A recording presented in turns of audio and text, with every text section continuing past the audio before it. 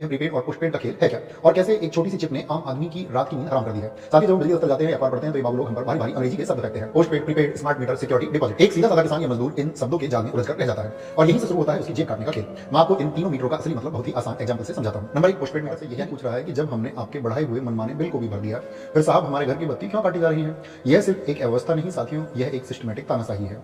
एक ऐसा मकड़जाल जिसे स्मार्ट मीटर का नाम देकर जनता पर थोप दिया गया है, जो बिजली अधिनियम 2003 की धारा 47(5) का सीधा उल्लंघन है। अब आप सोचेंगे कि यह धारा 47(5) क्या है। बहुत ही आसान भाषा में समझाता हूं। कानून कहता है कि किसी भी उपभोक्ता पर जबरदस्ती प्रीपेड सिस्टम नहीं थोपा जा सकता और अगर वह प्रीपेड मीटर लगवाता है तो उससे सिक्योरिटी डिपॉजिट नहीं लिया जा सकता। लेकिन जमीनी हकीकत क्या है, बिना जनता को भरोसे में लिए, बिना सही विकल्प दिए, रातों रात उसके पुराने मीटर उखाड़कर ये प्रीपेड स्मार्ट मीटर लगा दिए गए। लोगों के पुराने बैलेंस को एडजस्ट करने के बजाय उन्हें बकायेदार बना दिया गया है। पोस्टपेड का विकल्प ही जैसे छीन लिया गया। जब अधिकारी ही कानून की धज्जियां उड़ाने लगे तो जनता न्याय मांगने कहां जाएगी। यही वजह है कि आज उत्तर प्रदेश का हर दूसरा परिवार इस डिजिटल मीटर के खौफ में जी रहा है। लेकिन असल में यह प्रीपेड और पोस्टपेड का खेल है क्या और कैसे एक छोटी सी चिप ने आम आदमी की रात की नींद हराम कर दी है।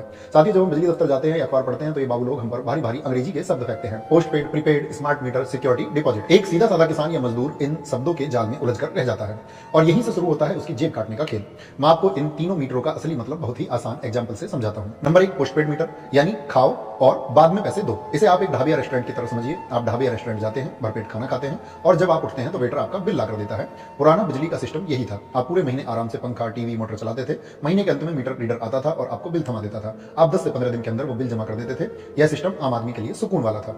नंबर दो, प्रीपेड मीटर यानी पैसे खत्म बात खत्म। इसे आप अपने मोबाइल के प्रीपेड सिम की तरह समझिए। जब तक आपके सिम में रिचार्ज है तभी तक आप बात कर सकते हैं। जैसे ही बैलेंस जीरो हुआ फोन कटना तय है। यह प्रीपेड मीटर बिल्कुल वैसा ही है। इसमें आपको पहले बिजली विभाग को एडवांस पैसा रिचार्ज देना पड़ता है।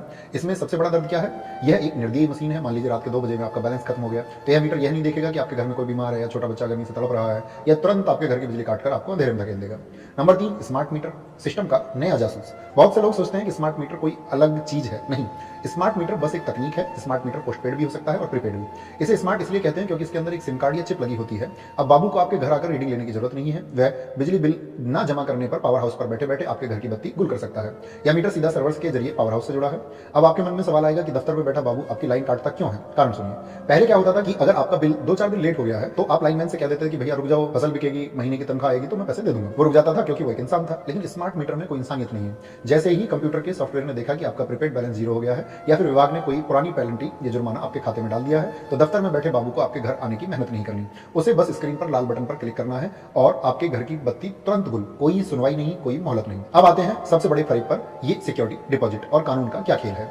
इसे एक मकान मालिक और किराएदार की तरह समझिए। जब आप किराए के मकान में जाते हैं तो मकान मालिक कहता है भाई 5,000 रुपए एडवांस जमानत रख दो, कल को तुम बिना किराया दिए भाग गए तो मैं इससे वसूल लूंगा। इसे कहते हैं सिक्योरिटी डिपॉजिट। जब हमारा मीटर पोस्टपेड था यानी हम बिजली पहले जलाते थे और पैसा बाद में देते थे, तब बिजली विभाग का यह सिक्योरिटी डिपॉजिट लेना समझ आता था।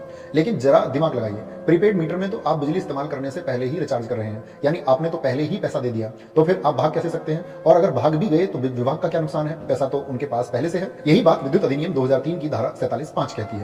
यह कानून कहता है कि जो उपभोक्ता प्रीपेड मीटर लगवा रहे हैं उनसे बिजली विभाग सिक्योरिटी डिपॉजिट जमानत का पैसा नहीं मांग सकता।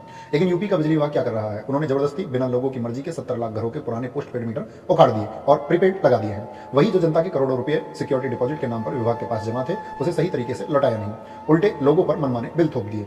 और अब सुनिए इस तानाशाही का वो सबसे बड़ा सबूत जो 1 अप्रैल को हुआ।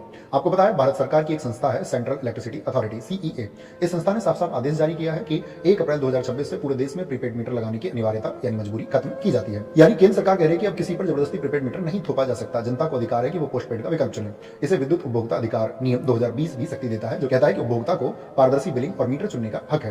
लेकिन हमारी यूपी की ब्यूरोक्रेसी देखिए। केंद्र सरकार 1 अप्रैल को नियम खत्म कर रही है, लेकिन यूपी का पावर कॉर्पोरेशन अपने झटपट पोर्टल पर आज भी पोस्टपेड का विकल्प नहीं दे रहा। वो आज भी नए कनेक्शन पर सिर्फ और सिर्फ प्रीपेड मीटर ही थोप रहा है। क्या यूपी का बिजली विभाग भारत सरकार के कानूनों से भी ऊपर हो गया है या फिर इन स्मार्ट मीटर कंपनियों को फायदा पहुंचाने के लिए कोई बहुत बड़ी अदृश्य सेटिंग चल रही है।